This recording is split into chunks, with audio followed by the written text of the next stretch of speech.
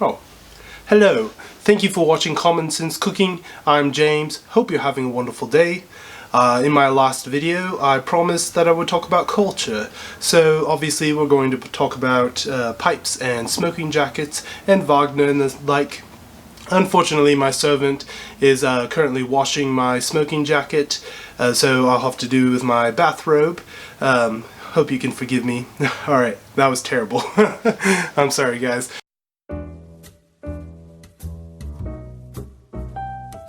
We are going to talk about culture today. It's not specifically going to be about those things though, although they're not irrelevant to the topic. There's a reason that we associate that world, that those ideas, types of music, and what you wear, and what you smoke, and all of that as culture or being cultured. That matters. I think it's because it's a familiar enough culture, but then also unfamiliar enough. It kind of hits that sweet spot where, yes, if you live in the West, great likelihood that your ancestors were part of that culture, or that was the high culture of their time.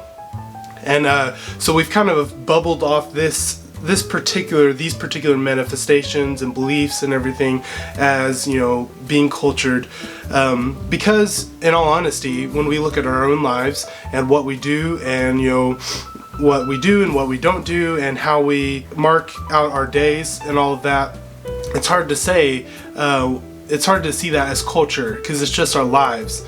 But in reality, all of that is being fed by our underlying belief system, not just our own, but those of those around us. There's the common beliefs of our people, whatever that may be, and we probably have multiple cultures. If you live in America, America has its underlying belief systems, and even if you're rebelling against those, or some of those, they're still part of you, and they're still kind of underlying some of your choices.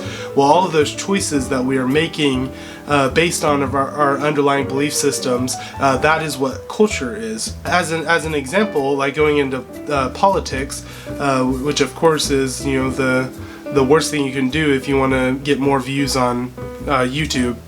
But it's just a good example. In America, I'm not politically savvy, and I defer to pretty much anyone else over myself when it comes to politics, but this is a pattern that I think is true. It's kind of hard to get around it. You have the right side politically that is saying we need freedom from government. The government needs to kind of hold off a little bit. And that's where we're going to achieve our freedoms. And then maybe on the left side is going to be, well, there are all these inequalities, and so we need the government to come in and kind of equalize things, and that's how we're going to find freedom. But what's underlying both of them is this idea of absolute freedom, freedom being the ultimate good.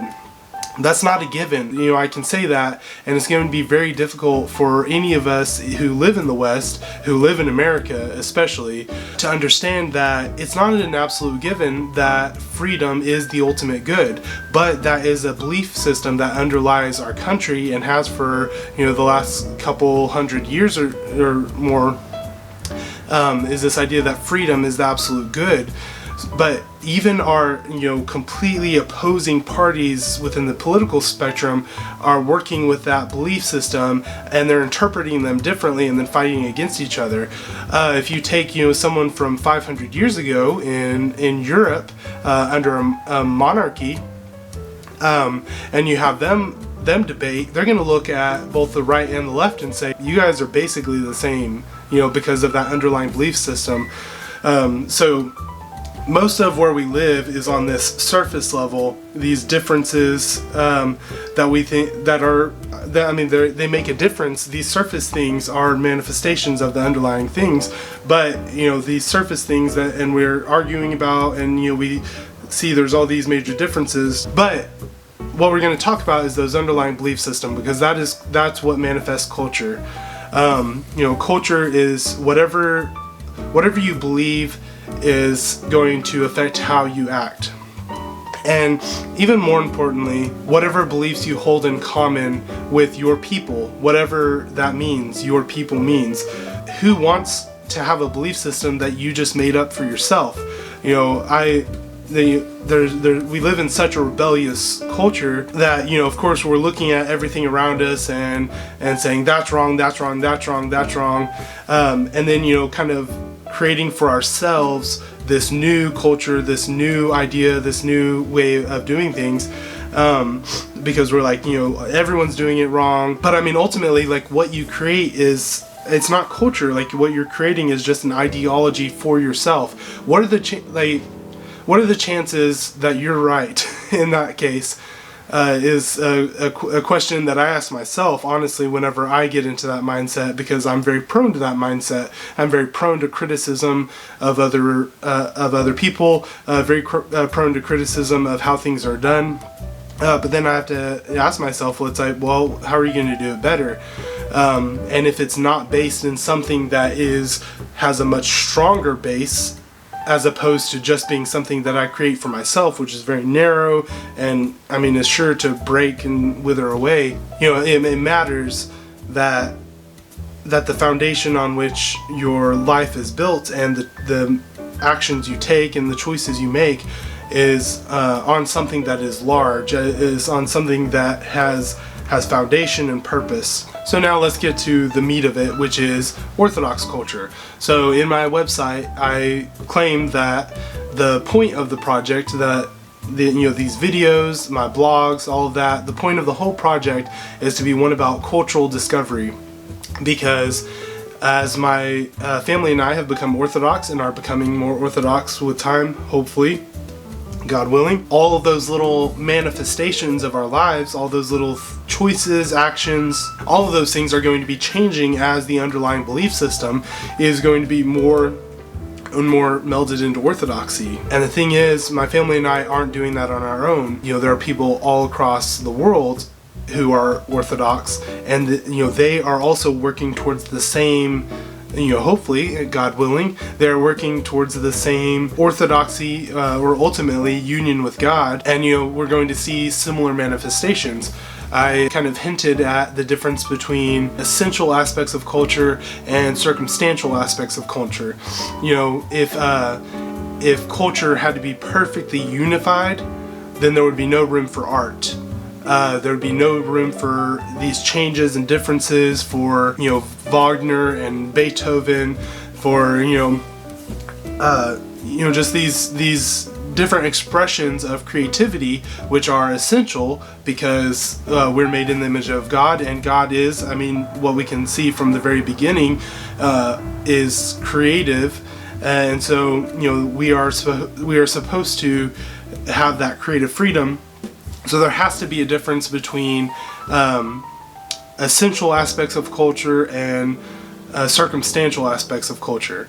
So circumstantial aspects of culture, as an example, so far all I've done is cooking videos. Well, you've seen me do Ethiopian, Cajun, Middle Eastern, all of these things, all these different cultures by country or by state. Louisiana has the Cajun culture and, even a Creole culture, and there's, some overlap and then some differences. There's, this one state has its own multiple layers of culture, and then the Middle East has like all these different levels of culture. But you see these circumstantial aspects in the types of food that are made.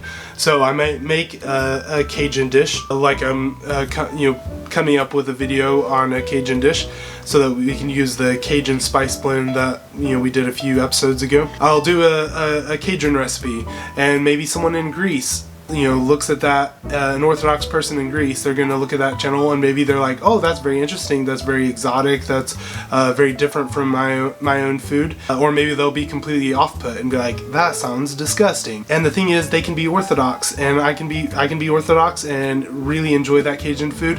They can be Orthodox and completely dislike that type of food or be very interested in it. But the fact is, when I say this is a fasting recipe, or this is definitely not a fasting recipe in the case of my next video, that means the same thing to us. It means, oh, okay, well, whether I'm off-put or very interested by this recipe, we are either both going to be eating it during the same times of the church year or not. That essential aspect of culture is the fasting culture. The underlying, and go watch the Orthodox fasting video if you want to go more in depth. I'll just quickly say the church's rule of fasting every Wednesday and Friday, the 4 different seasons of fasting, all of these things, they are part of the Orthodox culture that is going to purge us of our, we don't view freedom in the American sense. We don't view freedom as the absolute good, because if we have the absolute freedom to eat whatever we want whenever we want, we're never going to learn to control our flesh. It doesn't mean that we're not going to want Orthodox fasting, or that we're not going to want gumbo or whatever it is during a fasting season. But if you can't control that appetite, and in communion with your brothers and sisters across the world decide, I'm not going to eat that because my brothers and sisters aren't going to eat that, and in union we are purifying ourselves from an absolute freedom, an absolute desire, from the passions being what control what we do or not do. We don't want to just do whatever we want to do, if that makes sense.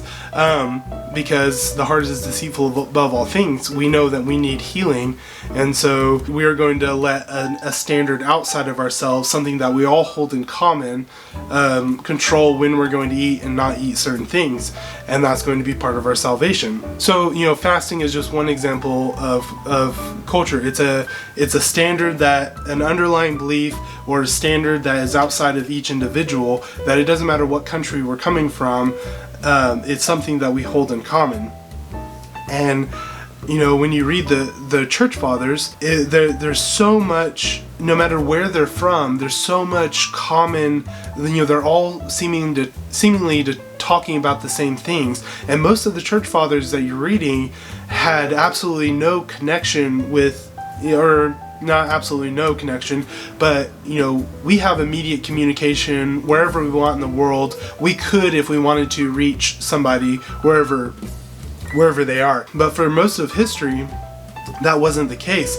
So you have the church fathers talking about the same things and really honing in and pushing on the same things, no matter where they are, in different times, in different countries, and all of these things, and they're talking about the same things.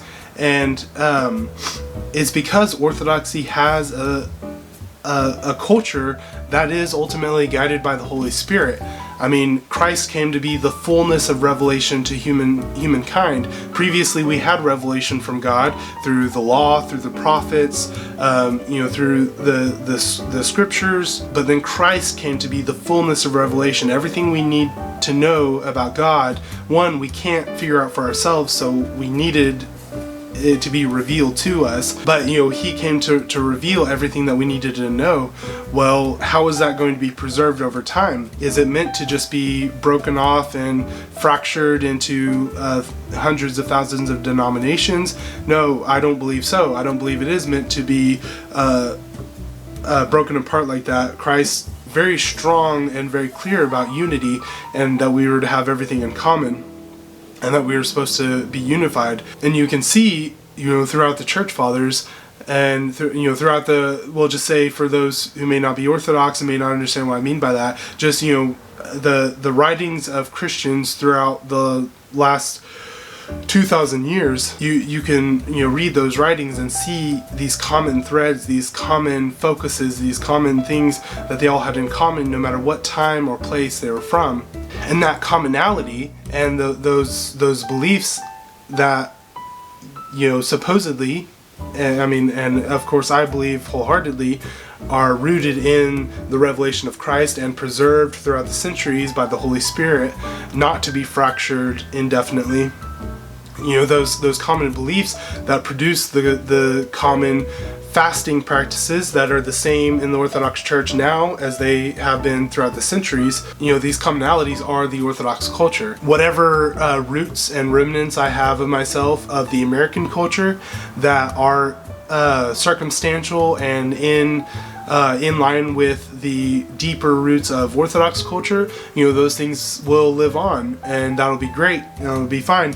My fascination with Chinese culture, my fascination with Middle Eastern culture, and pretty much most cultures have had a fascination throughout my life with. Those fascinations where I've really dug into those and kind of pulled the things that I like. Well, if they're circumstantial and they fit into the culture of Orthodoxy, then those may live on, and with Orthodoxy those roots will grow and they'll become something salvific. But there may be a lot of things, there may be a lot of things that are rooted in me from being an American, from my interest in these other things, and there have been things that are going to have to be pulled out because they're not consistent, they're not consistent or intertwined with Orthodoxy. And I understand a lot of people look at that as very narrow, but something is going to rule your life.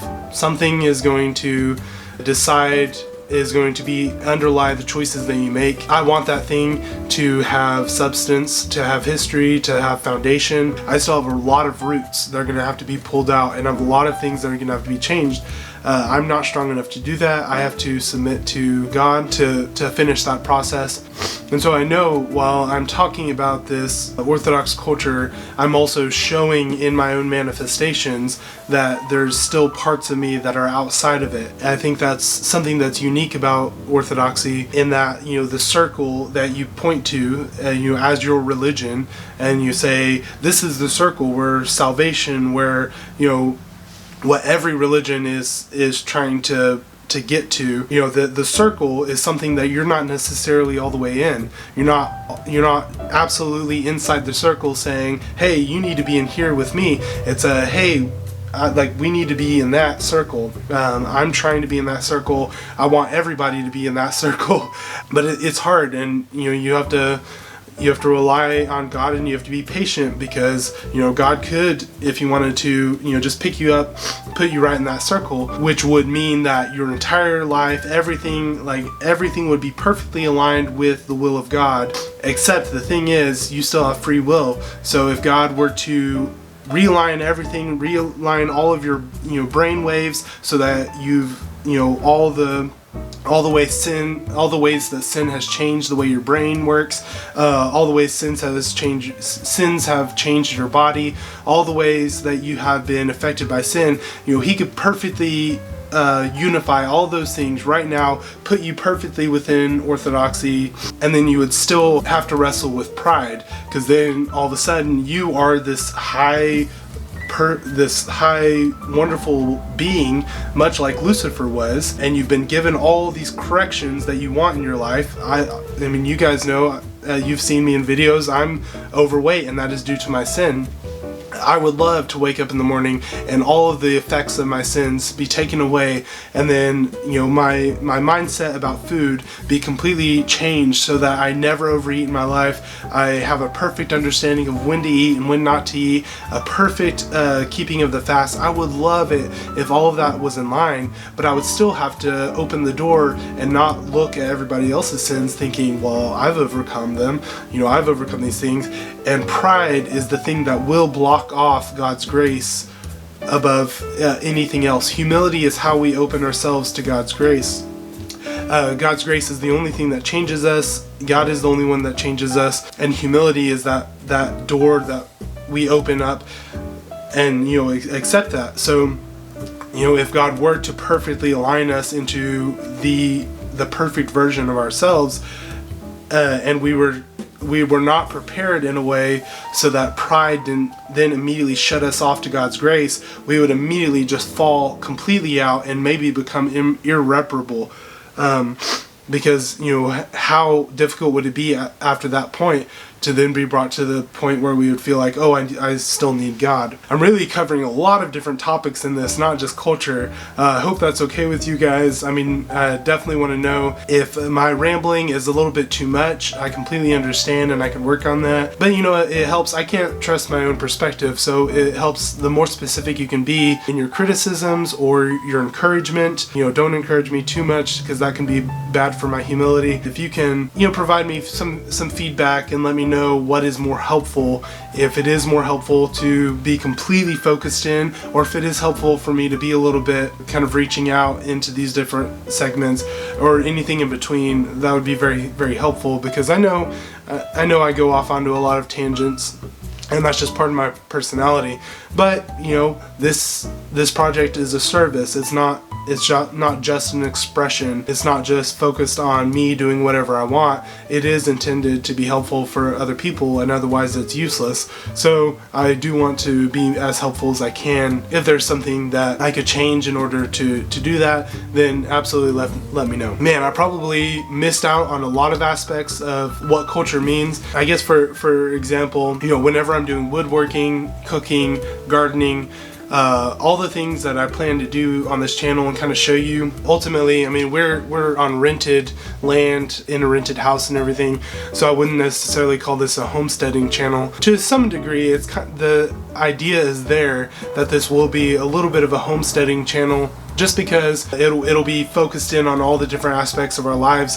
But hopefully with these food for thought videos, with some of the little tidbits that I bring up in recipes and woodworking, all that, you'll see, you know, all of this is being affected by our culture, by the essential aspects of Orthodox culture, all these circumstantial aspects. I circumstantially am interested in woodworking, circumstantially interested in cooking. You know, there are a lot of necessary things that we have to do in our lives that, you know, there's circumstantially you can do them in different ways, but the essential underlying beliefs of Orthodoxy are going to change those things. So I just think that may be the best way to present Orthodoxy, to just kind of show in an imperfect way how what we're doing is being affected by the church. And then on another level, hopefully I'm providing some practical helps for different people. This is a very long video. Thank you so much if you've watched all the way through this. I want to thank you. I hope it was interesting. Please let me know what you thought in the comments. If there's anyone that you think this would help, definitely send this to them. That helps me out. Click like, subscribe. I mean, all those things are very helpful in getting this project going. I finally got an email subscription set up, so please click the link in the description to go to the website, and then you'll see a place to sign up or subscribe for the email list. I'll only send out emails whenever there are new videos or anything coming out. Just it's my way to update you. I don't want to get a whole lot into social media, but I do want a way to be able to update people who are interested on what kind of videos are coming out. If I do start putting out t-shirts or anything interesting that is going to change, I'll use the email list to keep you updated. So really help me if you were to sign up for that. And you know, maybe if you're already signed up for it, you know, send that link to some people who you think might be interested in this project, in Orthodox kind of homesteading, overall life experience, the way that Orthodoxy is changing our culture as a family, all that. Thank you again. Hope you have a wonderful rest of your day. God bless. Bye.